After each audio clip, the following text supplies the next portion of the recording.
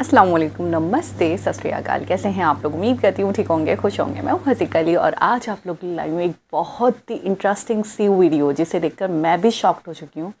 सो आपको भी शॉक्ड करते हैं। सो स्टार्ट करते हैं अपने वीडियो को without wasting any time. So let's start. Okay guys, so video का टाइटल है she will make you feel these 8 emotions Varanasi. So start करते हैं। वाराणसी आखिर किसके लिए जाना चाहता है?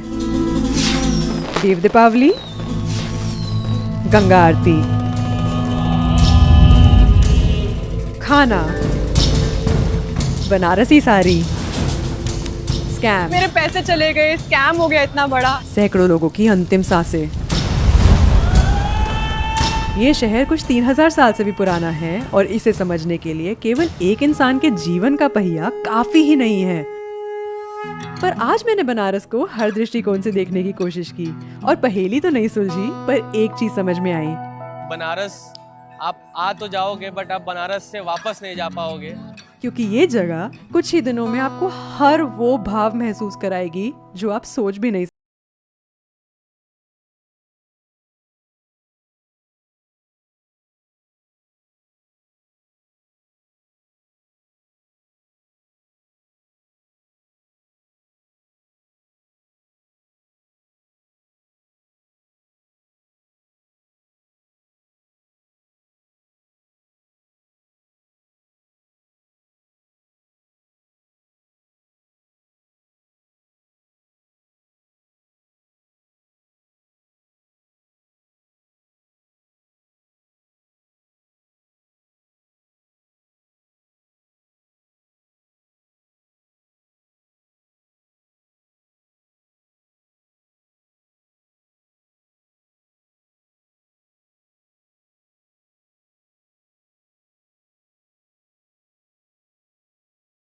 नहीं होगी, ये आपको इस वीडियो में समझ में आ जाएगा।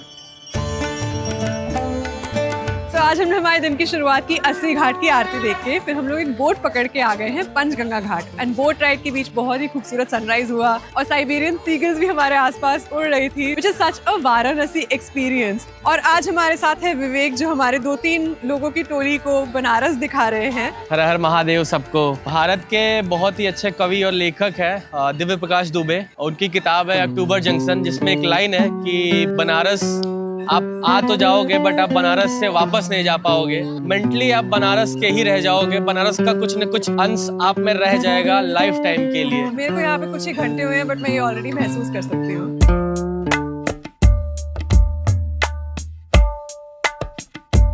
कभी आपके साथ ऐसा होता है कि आप किसी नई जगह पहुंचते हो और वहां की खुशबू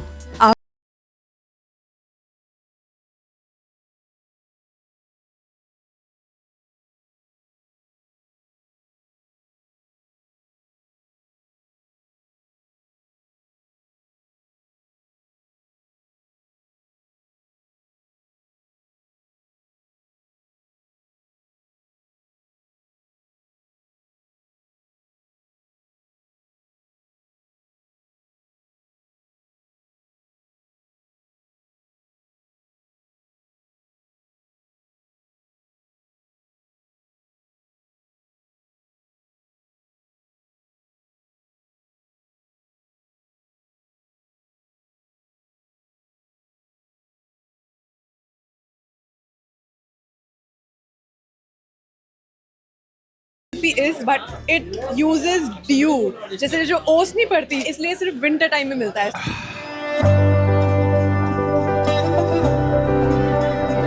तो अभी हम लोग जा रहे हैं काल भैरव मंदिर के दर्शन करने के लिए। एंड क्योंकि हमने अच्छे से ब्रेकफास्ट भी कर लिया है, अभी अच्छा सुबह का समय भी है ना। चलो बढ़ो आगे, डबल लाइन बनाइएगा, डबल लाइन। मंदिर का अनुभव तो बहुत सही था, बट मैं आपको ये किस मुंह से बताऊं कि हमारे साथ एक छोटी सी दुर्घटना हो गई। और जितनी एक्साइटमेंट थी मुझे यहाँ आने की, अब वो प्रश्न में बदल गई कि आखिर मेरे साथ ही क्यों।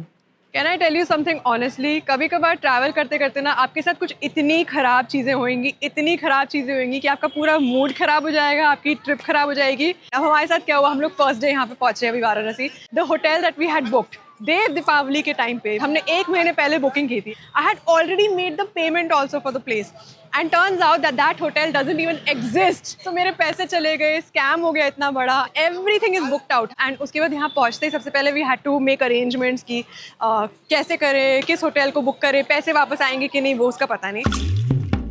पहले हम आए एक कैफे एंड कुछ देर के लिए अपना सामान यहाँ पे रखा. फिर निकले लोगों से बात करते हुए होटल की खोज में. एंड हर चीज इस टाइम पे महंगी, ऊपर से जगह जगह की रोड्स बंद. माहौल ऐसा था ना कि अभी शहर की खुशबू और मधुर आवाज की बजाय केवल ट्रैफिक का शोर सुनाई दे रहा था. और इस बात से मुझे बहुत निराशा हो रही थी.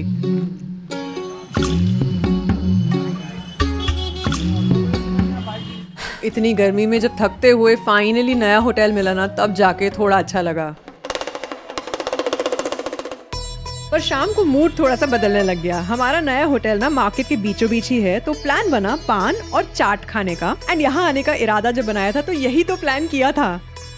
आई फील लाइक मेरे वाराणसी आने के 3 मेन पर्पस थे. एक तो मुझे देव दीपावली देखनी थी, सेकंड ऑब्वियसली मुझे साड़ी पहननी थी तो मैं चेंज कर लिया, एंड थर्ड मुझे बहुत सारी चाट खानी है. I love chaat. एंड आज हमने दीरा चाट भंडार, जिसके बारे में मैंने इतना सारा सुना है, वहाँ से हमने चाट खाई तो मुझे बहुत ज्यादा मजा आया. And more than anything, look at how beautiful the Ghat is looking. पूरी लाइट से सजी हुई है वाराणसी की घाट. और जैसे लाइट और डार्कनेस कोएग्जिस्ट करते हैं ना, वैसे ही बनारस में हर भाव का विपरीत भी है. जैसे अपेक्षा में उपेक्षा, खुशी में निराशा, क्रोध में शांति और बीच में कहीं आश्चर्य. अच्छा, कभी सोचा है कि बनारसी साड़ियाँ इतनी महंगी क्यों होती हैं, जबकि वो बनती तो पावरलूम जैसी मशीन से ही हैं? This is even better than Powerloom, called rapier machines. इसमें एक दिन में अराउंड 3 साड़ीज बनती हैं. तो इनका क्या रेंज होता है, क्या कॉस्ट? इसका कॉस्ट बहुत कम होता है. This sari will cost you around 2500. सो जब साड़ी हमारी रेडी हो जाती है तो उसमें थ्रेड्स अटैच रहते हैं, तो इसको एक एक थ्रेड करके हम कट करते हैं. It takes a day to clean a sari. ये हमारी पावरलूम साड़ी है and this is pure tissue. और जो हैंडलूम होती है ना, उसमें कभी भी ऐसे थ्रेड्स नहीं होते. ओह, क्योंकि उसमें already they punch it. Exactly, got it. Wow. तो अब जो हम बनारस आए ही हैं, यहाँ के सबसे फेमस मशहूर हैंडीक्राफ्ट को देखे बिना कैसे जा सकते हैं, which is the Banarasi handloom saris. And obviously they are exquisite, expensive and a piece of art. ये साड़ी बिनाई चल रही है, टिश्यू की साड़ी है और इसमें चांदी भी मिक्स होता है बाने में, एकदम महीन है. ये मशीन कितनी पुरानी है? मशीन की कला बहुत पुरानी है. तो ये जो डिज़ाइन आ रहा है बीच में, ये कहाँ से आ रहा है? ये जो पत्ते हैं उसमें डिज़ाइन लिखा हुआ है और ये मशीन उसको रीड करती है.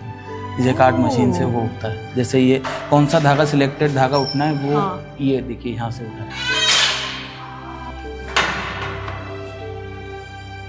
एक साड़ी बनाने में लगभग कितना समय लगता है? ये डिज़ाइन के ऊपर होता है कि कौन किस डिज़ाइन, किस लेवल का डिज़ाइन. जैसे कड़वा बूटी है तो ये 10 दिन का साड़ी है, मैक्सिमम 6 महीने तक जाता है. जिस साड़ी को बनने में 6 महीने लगते हैं, उसका दाम कितना कम होता से है? कम 4, 4.5, 5 लाख रुपए. ओह, अच्छा.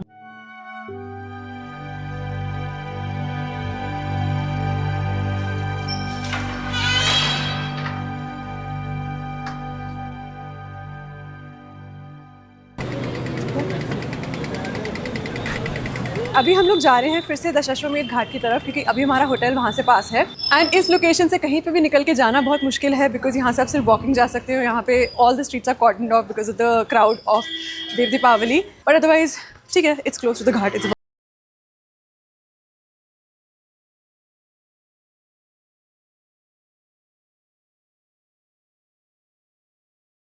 तो जैसा कि आप ये देख सकते हैं, यहाँ की पतली गलियों में से लोग भी गुजरते हैं, छोटी बाइक, स्कूटर, आगे से भी लोग आते हैं, पीछे से भी. और अगर भीड़ बहुत ज़्यादा है, कंजेशन बढ़ जाती है.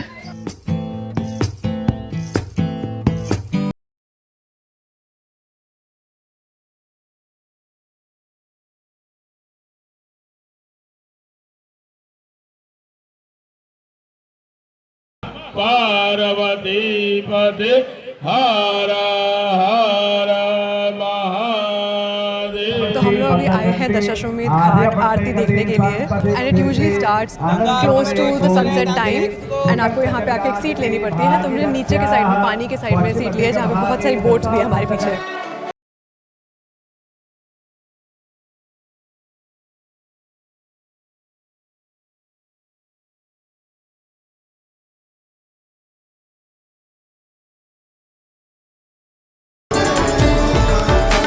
विश्वास क्या होता है? देखो, दुनिया में हर इंसान कहीं ना कहीं खोया है, पर जब आप यहाँ की आरती देखने आते हैं तो आपकी पांचों सेंसेस जग जाती हैं और ऐसी सामूहिक ऊर्जा के बीचों बीच अकेलापन महसूस ही नहीं होता। यही तो है विश्वास, कि बिना जाने या परखे कि आगे क्या होगा, बस दिल में उम्मीद मिलती है कि कोई तो है जो संभाल लेगा। कितना मजा आता है इसे खुद से एक्सपीरियंस करने में, क्योंकि इतने सारे लोगों के साथ मिलके जब आप आरती सुनते हो, जब आप पूरी कोऑर्डिनेशन में सारे पंडित जी की रिचुअल्स परफॉर्म करते हुए देखते हो, तो एक अलग ही फीलिंग आती है। बहुत मजा आया हम सबको। तो अभी हम हैं मणिकर्णिका घाट में, जहाँ वह लोग जो अपनी आखिरी सांसें वाराणसी में लेते हैं उनकी चिता जलती है रोज़। और ऐसी मान्यता है कि जिसकी भी मृत्यु वाराणसी में होती है उनको मोक्ष प्राप्त होता है, तो अगले जन्म में वो फिर से पृथ्वी लोक नहीं आते। इसलिए काफ़ी सारे लोग अपनी आखिरी सांसें लेने वाराणसी में आते हैं ताकि उनको मोक्ष प्राप्ति हो जाए। कितना अजीब सा लगता है ये सोच के कि धरती में हर एक सेकंड एक न्यू लाइफ जन्म लेती है और हर एक सेकंड कुछ लाइफ ख़त्म भी होती है। और कुछ लोग यहाँ पे स्पेशली अपनी लाइफ का अंत प्लान करके आते हैं। और ये जगह एक बहुत ही स्टोइक रिमाइंडर है of life and death and the cycle of life.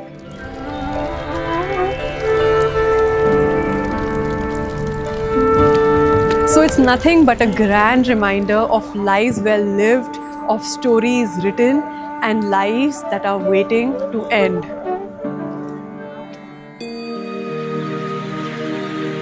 तो आज है देव दीपावली और दिन में सब बंद ही था, तो हम शाम को पैदल निकले घाट पर जाने के लिए। And I am not gonna lie, मेरे मन में तो काफी डर था भीड़ को लेके, क्योंकि मैंने जहाँ तक सुना था यहाँ पे बहुत सारे लोग आते हैं।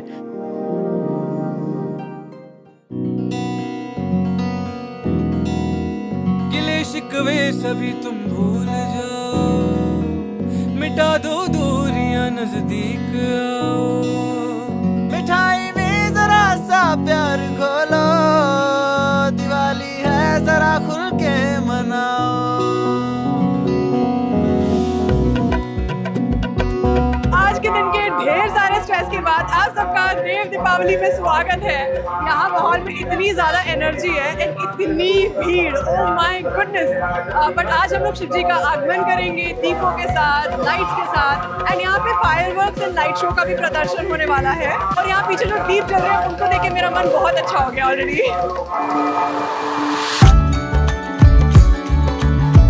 कहते हैं हर दीप के तले अंधेरा होता है, पर आपने कभी देखा है कि बहुत सारे दीप जब साथ में जलते हैं तो नीचे का अंधेरा भी गायब हो जाता है? वैसे ही हम सब के अंदर थोड़ा डर होता है। डर बुरा नहीं है, क्योंकि वो ही तो खुद की रक्षा करना सिखाता है। लेकिन संतुलन बिगड़ जाए तो वही डर खुद को रोकने का काम करता है। कहते हैं देव दीपावली के दिन सारे भगवान स्वयं काशी आए थे शिव जी का स्वागत करने। तो आज भी जब हम दीप जलाते हैं तो समझ जाओ, मन में डर वाले अंधेरे को खत्म करने का समय आ गया है।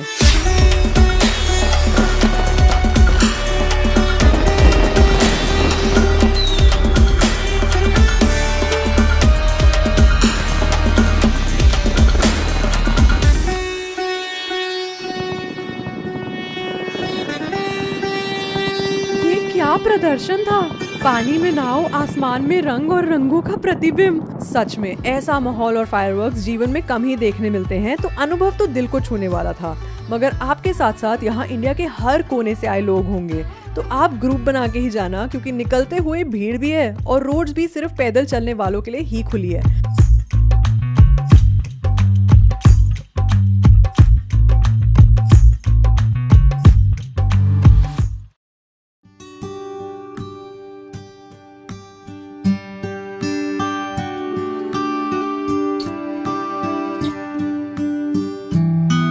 देव दीपावली के अगले दिन हम घाट पे पहुंचे और जो वहाँ का हाल था ना, मुझे देख के डर लग गया। मैंने ना वृक्षित फाउंडेशन के साथ मिलके बहुत सारे क्लीन अप ड्राइव्स किए हैं, बट मुझे इतना मायूस पहले कभी नहीं फील हुआ। सैड बात ये थी कि इस बात से और किसी को फर्क ही नहीं पड़ रहा था। हम हर त्योहार का कचरा करने में इतने माहिर क्यों हैं? क्या हमारा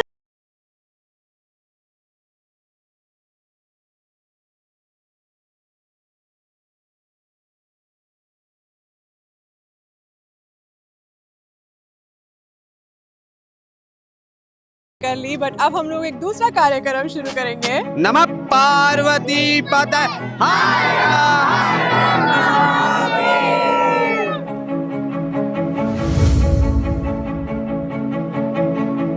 तो सोशल मीडिया की मदद से मैंने और वृक्षित फाउंडेशन ने मिलके यहाँ वॉलंटियर्स इकट्ठे किए। हमने सब उठाने का प्रण तो लिया, और बेस्ट बात थी कि छोटी सी आशा फाउंडेशन के बच्चे भी हमारे साथ जुड़े।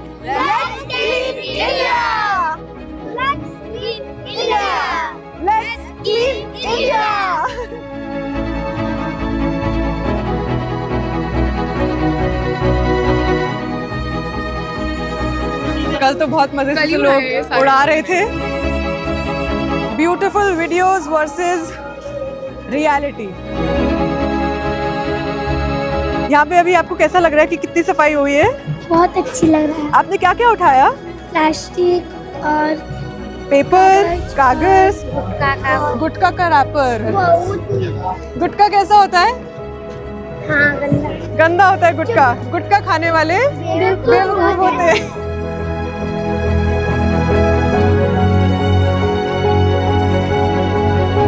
ये है दीपदान और ये है दारूदान। तो ना इसमें दीपदान करें, ना यहाँ पे दारू बैठ के पिए। तो यहाँ पे देव दीपावली के बाद कितना कचरा हो जाता है? ढेर कचरा हो जाता है, ढेर दिक्कत परेशानी। ओहो। आज त्योहार के बाद यहाँ पे सबसे ज्यादा कचरा किस चीज का मिला? पटाखा का मिला है, फुग्गा का मिला है, यही सब का ज्यादा मिला है। चाय वाले गिलास का सब ज्यादा मिलता है। झाड़ू मार के जाएं 2 घंटे के बाद फिर कूड़ा हो जाएगा। प्रशासन का कोई मतलब ही नहीं है इसमें। इस पटर लोग को आदमी बढ़ाना चाहिए। हम लोग जितने 5-7 आदमी है उतने ही काम कर रहे हैं जी। इसमें आदमी 12-14 सबसे ज्यादा बड़ा घाट हम लोग रविदास 80 का काम करते हैं। अभी वहाँ तक जाना है हम लोग को। लेकिन आप लोगों को कुछ कहना चाहेंगे कि कब कचरा करो, कम कचरा करो ऐसा? अब कैसे कही जा, माँ भी लेके चिल्लाइबा करलन जा, कितना जनता के कहबा। बहुत बहुत धन्यवाद। आप घाट को साफ रखते हैं उसके लिए। कूड़ा तो डस्टबिन लगा है। कूड़ा जहाँ चाय पियेंगे, जहाँ कुछ करेंगे वही फेंक देंगे, ले जाके डस्टबिन में नहीं डालेंगे कि वहाँ डाल दें। तो अभी हम लोग सफाई कर्मचारियों से बात कर रहे थे यहाँ के, और मुझे तो लग रहा था कि हम लोग सिर्फ 100-200 वॉलंटियर है, इतना सारा कूड़ा है, कैसे उठाएंगे हम लोग। लेकिन उनकी बात सुन के तो मुझे सच में बहुत ज़्यादा दुख हो रहा है, क्योंकि उन्होंने बताया कि सिर्फ 5 लोग हैं, 1 दिन का एफर्ट है हमारा, और ये उनका रोज़ का काम है। तो प्लीज़ यहाँ पे अपना ट्रैश सिर्फ डस्टबिन में डालें, ताकि उन्हें कलेक्ट करने के लिए तो मेहनत कम लगे। तो आज सारे वॉलंटियर्स ने मिलकर इतना सारा वेस्ट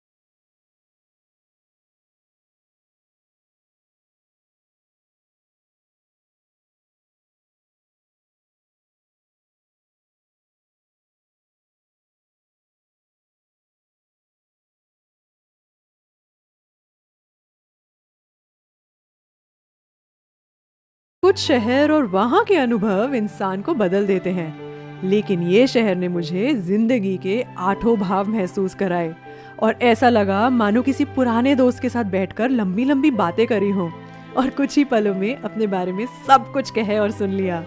इसलिए सच ही कहते हैं, ये शहर सिर्फ देखा नहीं जिया जाता है।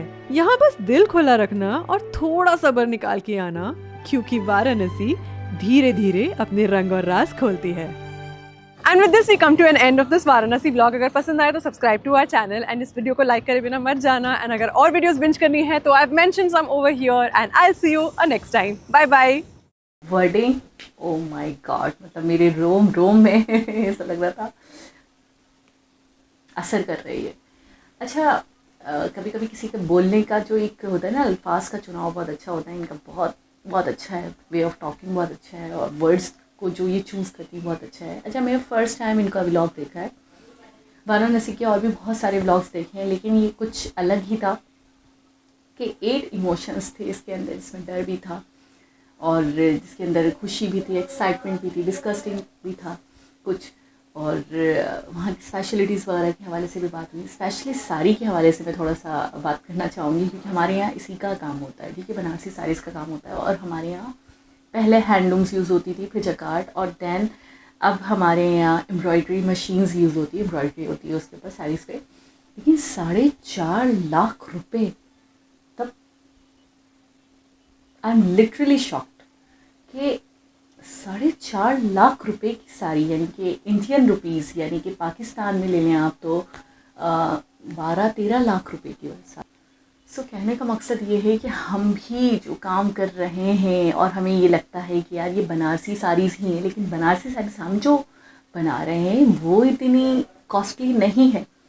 अगर हमारे यहाँ, मैं थोड़े दिनों पहले शफून की बनारसी साड़ी अपनी शादी पर ख़रीदी थी, तो आई थिंक अराउंड वो मुझे 15K की पड़ी थी, ठीक है। उसके ऊपर नॉर्मल बूटी वर्क था और वो शफून, प्योर शफून पे थी, ठीक है। तो कहने का मकसद ये, मुझे ऐसा लगता था कि बहुत जाएंगे हम अगर तो 35K, 40K, 50K इनफ, इससे ऊपर हम लाखों वाली बात नहीं करेंगे, लाखों में नहीं जाएंगे। लेकिन आज मेरे दिल दिमाग सबके दरवाजे खुल गए कि जी बनारसी साड़ी को आपने क्या समझ कर रखा हो, जो इंडिया में बन रहे, मतलब यहाँ पे अगर बन रही है तो फिर पता नहीं मेरी नज़रों से क्यों नहीं गुजरी, लेकिन इंडिया बनारस में बहुत ही कॉस्टली लगा मुझे ये तो।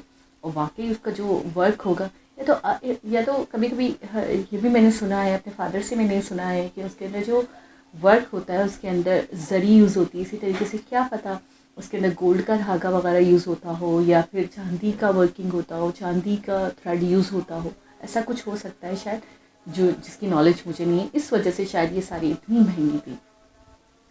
अच्छा, अब आते हैं हम थोड़ा सा आखिर में जो इख्तिताम किया इन्होंने वीडियो को, बहुत खूबसूरत तरीके से इख्तिताम किया। वाकई सबसे बड़ी चीज़ क्लीनलीनेस होनी चाहिए। हमारे यहाँ पे भी हम अक्सर देखती हूँ, इंडिपेंडेंस डे हो गया या फिर ईद हो गई या फिर बकरा ईद हो गई, जो भी हो, और दूसरे दिन आप देखिए इतना मैस होता है, इतना कचरा होता है, इतना ज़्यादा आपको रोडों के ऊपर कचरा दिखेगा, कूड़ा दिखेगा कि आप परेशान। आप पता है बहुत सारे लोग, आपको पता है कि इवेंट्स के बाद बाहर निकलते नहीं हैं, इस वजह से घबराते हैं कि यार हमें पता नहीं क्या क्या दिखना पड़ेगा, रोज़ की क्या हालात होंगे। तो कहने का मकसद ये है कि हमें ही ख्याल करना है, ठीक है, हमें ही ख्याल रखना है एज ए सिटीज़न, हमारी जिम्मेदारी है, ठीक है। वो है गवर्नमेंट का काम भी है, लेकिन थोड़ा सा अवेयरनेस हमारे अंदर भी होना चाहिए कि वाकई उन्होंने ठीक कहा, हम कुछ नहीं कर सकते तो कम से कम हम जो ट्रैश है उसको डस्टबिन में डाल दें, ठीक है। इतना हो जाए कि सामने वाला जो कलेक्ट कर रहा है, जो उठा रहा है, उसके लिए मुसीबत परेशानी ना हो, ठीक है। तो ये चीज़ बहुत अच्छी है। अच्छा, दूसरी चीज़ ये, एक बहुत नई चीज़ मुझे पता चली है, नई तो नहीं, खैर उस घाट के बारे में मैंने पहले भी वीडियोस में देखा है, लेकिन आज अच्छे से डिटेल में समझ में आया है कि क्या है। बहुत सारे लोग अपनी आखिरी सांसें लेने इस घाट, यानी वो चाहते हैं कि उनकी आखिरी जो तदफीन हो वो इस घाट में ही हो, और अगर उनकी तदफीन यहाँ हो जाती है, वाराणसी में हो जाती है, वाराणसी में उनको उनकी आखिरी रसूमात होती हैं, तो कहने का मकसद ये है कि अगले जन्म में जब वो आएंगे तो उनको मोक्ष प्राप्ति होगी। मोक्ष प्राप्ति का मतलब कि अगले जन्म में भी वो इस ज़मीन पर ही आएंगे, इस धरती पर ही आएंगे और इंसानी उसमें ही आएंगे, इंसानी भेस में ही आएंगे। मुझे ठीक से ये वाला पॉइंट थोड़ा सा क्लियर करिएगा आप लोग कि मोक्ष प्राप्ति का मतलब क्या होता है, यानी कि इसका एग्जैक्ट मीन क्या है, कि ऐसा क्या होगा, ऐसा क्या ख़ास होगा उन लोगों के साथ जो यहाँ जिनकी आखिरी रसूमात यहाँ होंगी। ये थोड़ा सा मेरे लिए मेरी नॉलेज में इजाफा होगा, ये मुझे बताइएगा। तो ये चीज़ भी मुझे सुनकर बहुत हैरत अंगेज सी बात लगी है, क्योंकि मेरे लिए ये घाट देखा था मैंने पहले वीडियोस में और रिएक्शन भी दिया, मुझे अच्छे से याद है, लेकिन मुझे ये वाली बात मोक्ष प्राप्ति वाली बात नहीं पता थी कि वो लोग कुछ अलग होंगे या उनको कुछ एडवांटेज मिलेगा इसके थ्रू। तो ये चीज़ ने मुझे बहुत एक नई बात मुझे पता चली और मुझे बड़ी हैरत हो रही है इस पर। इसके हवाले से अगर कोई वीडियो भी आप सजेस्ट करना चाहें कि क्या है, क्या गुनाह वगैरह उनकी लाइफ के जो बुरे अमाल हैं क्या उनको भी माफ़ कर दिया जाता है, इसके पीछे क्या पूरी स्टोरी आप मुझे बताइएगा तो मेरे लिए बहुत अच्छा होगा। मैं डेफिनेटली देखूँगी वो वीडियो। तो फिर आपको वीडियो अच्छी लगी होगी। वाराणसी है वो लाइन मेरे दिमाग में छप गई है कि वाराणसी में जो आता है वो जा नहीं पाता, वो हमेशा यहीं का रह जाता है, उसका दिमाग उसका दिल यहीं रह जाता है, वो कुछ ना कुछ ऐसी यादें लेके जाता है जो लाइफ टाइम उसके साथ रहती हैं। तो इसी के साथ इख्तिताम करते हैं अपनी वीडियो का भी। होपफुली आपको वीडियो अच्छी लगी होगी। वीडियो को लाइक करना, दोस्तों के साथ शेयर करें और बेल आइकन को प्रेस करना बिल्कुल ना भूलें, नहीं करते आप लोग, ताकि आने वाली हर वीडियो का नोटिफिकेशन आपको टाइम टू टाइम मिले। अपना बहुत सारा ख्याल रखें। अल्लाह हाफ़िज़।